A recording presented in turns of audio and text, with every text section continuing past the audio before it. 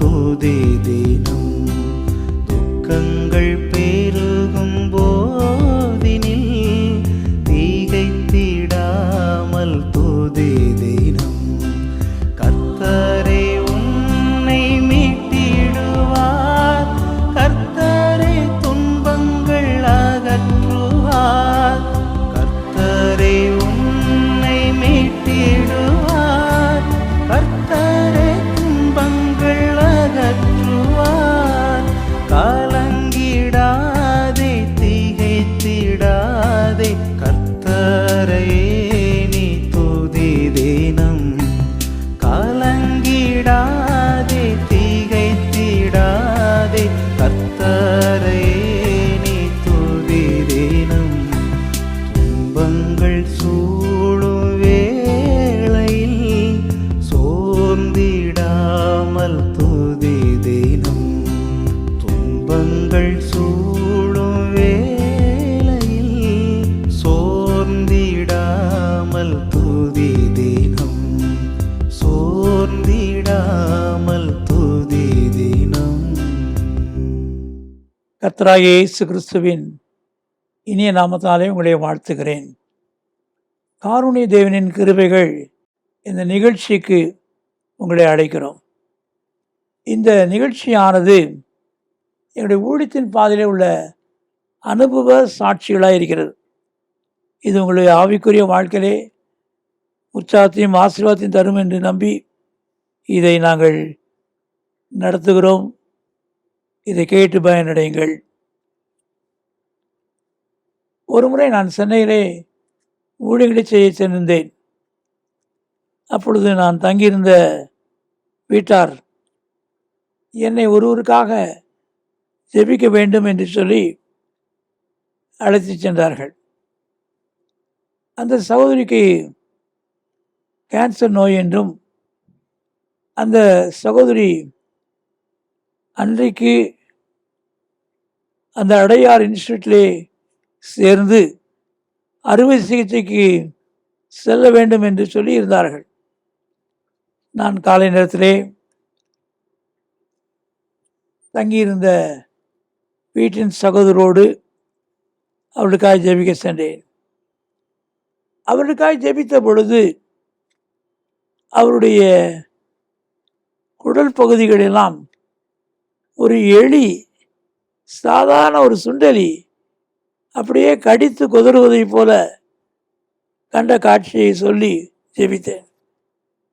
இந்த எலியின் ரூபத்தில் இந்த குடல்களை பாதிக்கிற பொல்லாத சத்துருவே, இயேசு கிறிஸ்துவினை கடிந்து கொள்கிறேன் என்று சொன்ன உடனே அந்த சகோதரி சத்தம் விட்டார்கள். ஓ என்று சொல்லி சத்தம் விட்டார்கள். ஒரு ஆசிரியான சகோதரி. அவரிடத்தில் கேட்டேன், ஏன் சத்தம் விட்டீர்கள்? உடனே அவர்கள் சொன்னார்கள், தேவனுடைய சமூகத்திலே இயேசு கிறிஸ்துவே எனக்கு இறங்கும். ஏன் எனக்கு இந்த நோய் வந்தது என்று தெரியவில்லை. என்னை மன்னியும் என்று சொல்லி நான் நான் முழுவதும் கெஞ்சினேன் என்று கூறினார்கள்.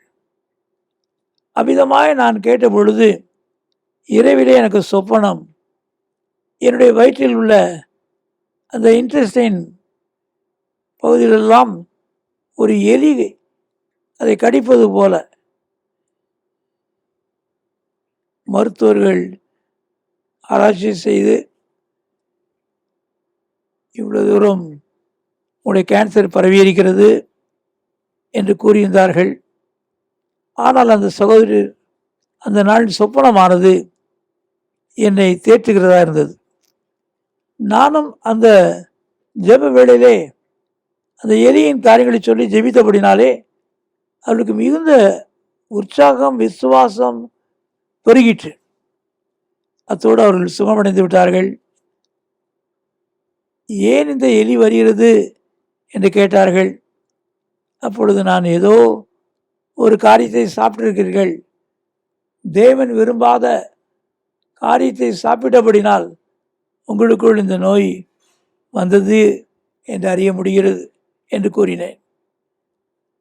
அந்த நாளிலே அவர்கள் மாலிலே அந்த அடையார் இன்ஸ்டியூட்டிலே சென்று சென்ற முயற்சித்த பொழுது அங்கு அவர்கள் சோதித்துவிட்டு உங்களுக்கு எந்த விதமான கேன்சரும் இல்லை என்று சொல்லி அனுப்பிவிட்டார்கள். அந்த சோதரிக்கு மிகுந்த சந்தோஷம். நம்முடைய வாழ்க்கையிலும் கூட நாம் கர்த்தருடைய சமூகத்திலே உண்மையாய் ஜெபிக்கும் போது, கர்த்தருடைய சமூகத்திலே உண்மையாய் கேட்கும்போது காரணம் என்ன என்று சொல்லி நமக்கு அறிவிப்பதோடு அது நீங்கத்தக்கதான வழிகளையும் உண்டாக்குகிறார்.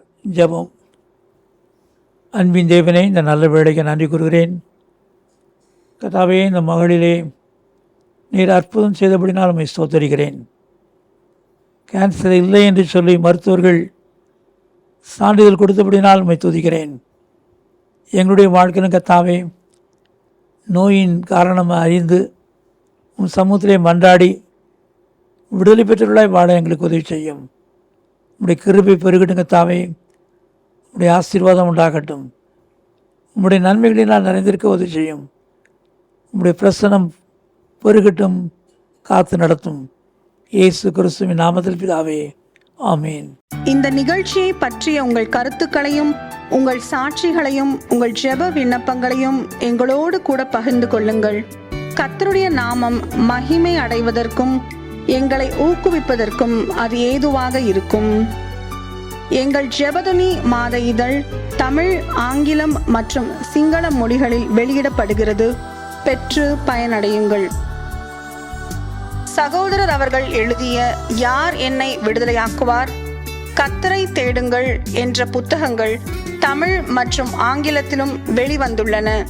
மேலும் பாதைக்கு வெளிச்சம், ஜெயம் தரும் ஜெபங்கள் என்ற புத்தகங்களையும் ஜீவ கீதங்கள் என்கிற பாடல் புத்தகத்தையும் பெற்று பயனடையுங்கள். எங்கள் ஊழியங்களுக்காக ஜெபியுங்கள். ஒவ்வொரு மாதமும் 3ஆம் சனிக்கிழமைகளில் தோகமலை அருகே உள்ள இடையப்பட்டியில் விடுதலை ஜெப முகாம் நடைபெறுகிறது. பங்கு பெற்று ஆசீர்வாதம் பெறுங்கள். இதை குறித்து மேலும் அறிந்து கொள்ள எங்களை தொடர்பு கொள்ளுங்கள். எங்களை தொடர்பு கொள்ள வேண்டிய முகவரி: சகோதரர் சி. எபனேசர் பால், எண் 3, 6வது குறுக்கு தெரு, 5வது மெயின் ரோடு, ஸ்ரீனிவாச நகர், புத்தூர், திருச்சி 17, தமிழ்நாடு, இந்தியா.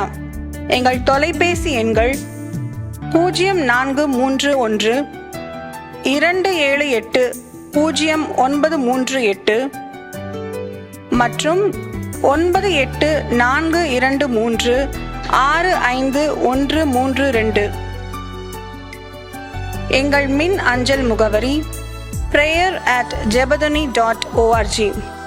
எங்கள் இணையதள முகவரி www.jebadani.org. Our contact address is Brother C. Ebenezer Paul, number 3, 6th Cross Street, 5th Main Road, Srinivasa Nagar, Puttur, Trichy 17, Tamil Nadu, India. Our contact phone numbers are 0431 278 0938 and 98423 65132.